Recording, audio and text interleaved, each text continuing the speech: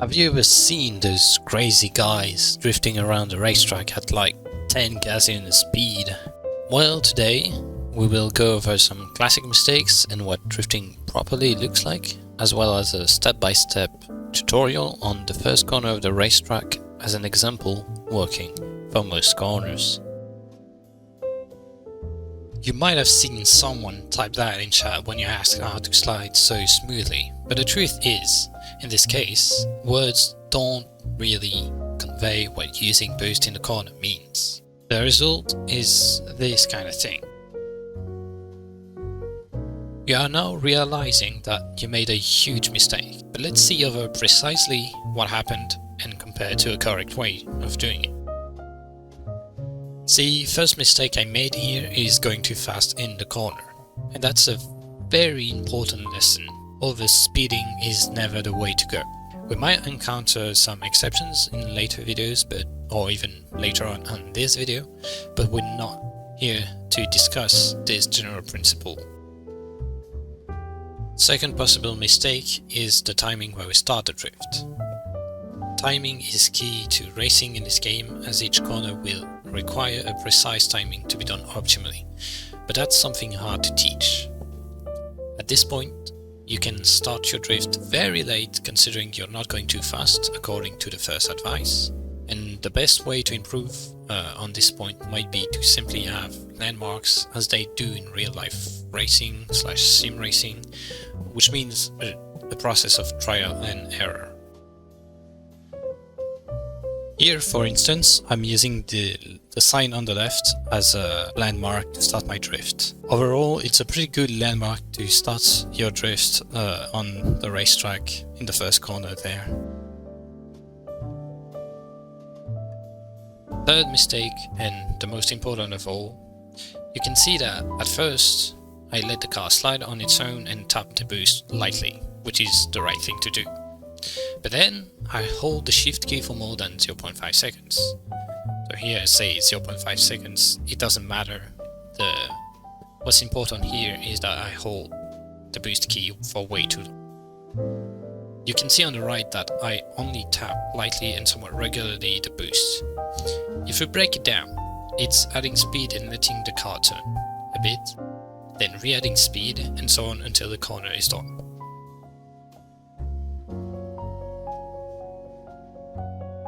Overall, you have to remember to go at speeds you feel comfortable with.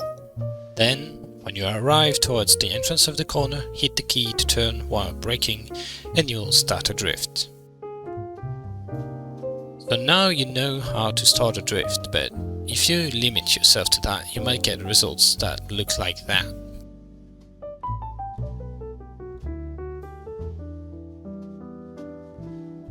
Which is already fine in itself.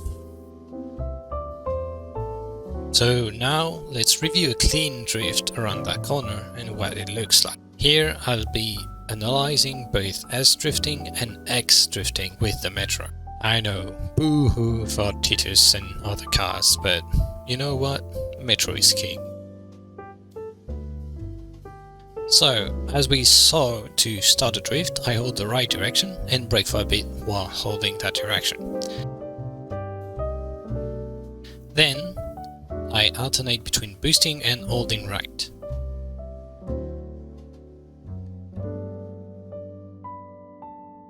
Reasonably, when I don't boost, holding right helps my car turn and tighten its angle. Then, by reapplying boost, I help the car gain speed in its new direction, which makes it progress further in the corner. By reapplying this principle over and over, you get all the way to the end of the corner. But if you don't turn enough, you end up understeering. Also, if you turn too much before boosting again, you can oversteer, which means when you'll start boosting, you'll go inside a corner and typically hit a tree. So, if you see that your angle is too tight, tap boost, then counter steer to correct your angle. When you're in what looks like a straight line until the next drift, you can counter steer to straighten up your car by pressing left. Then start throttling, that will help your car regain its grip so that you can progress further and boost in the street. You'll see here that I don't use X, but in place I use Control. That's my way of going.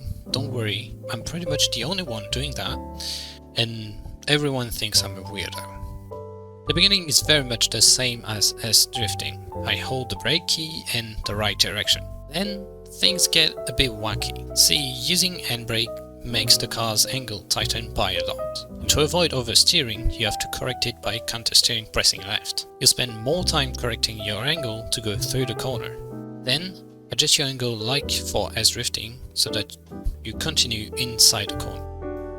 Sometimes you can also reapply brake. During corners I use S-brake to modify my angle, as you can see here. It's up to you to get used to those controls during your cornering. Now that you've mastered the first corner, you can reapply the same principles to get through other corners and do full laps fairly easily.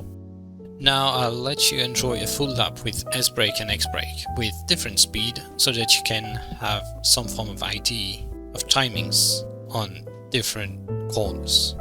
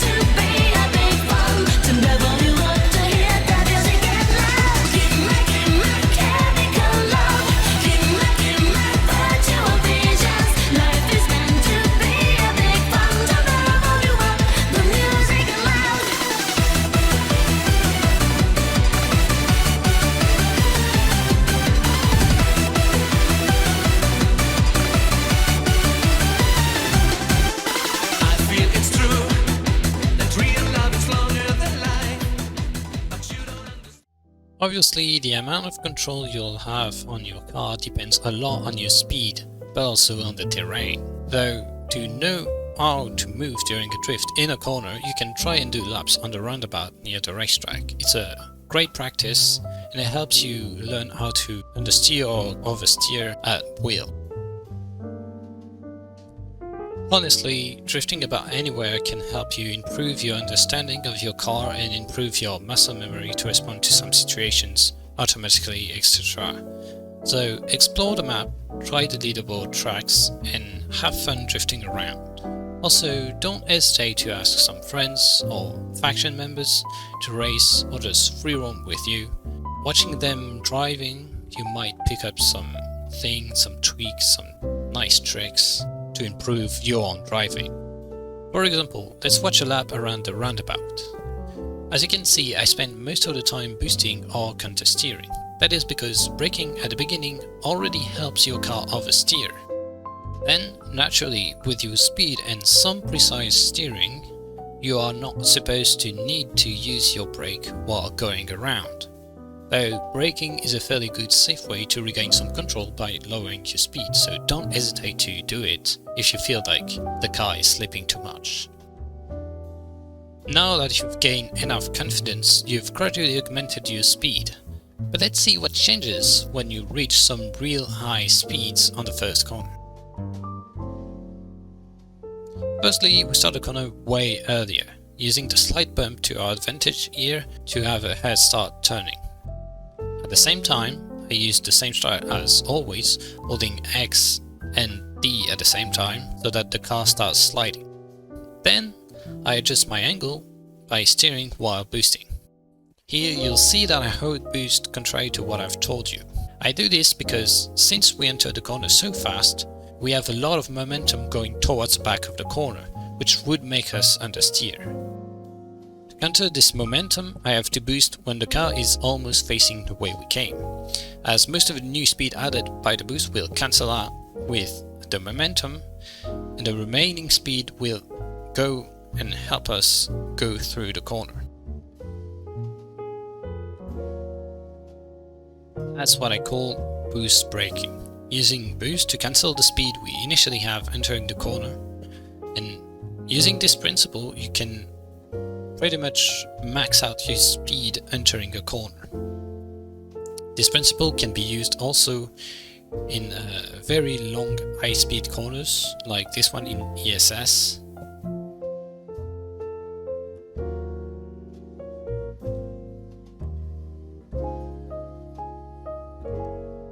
Here it wasn't perfect, but this can help reach real high speeds on straights without having big consequences on the corner coming up.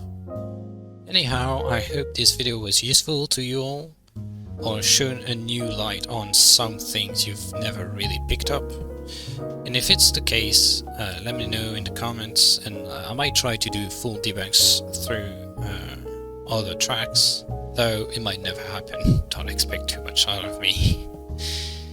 Anyway, that's all I have for you today. Bye bye!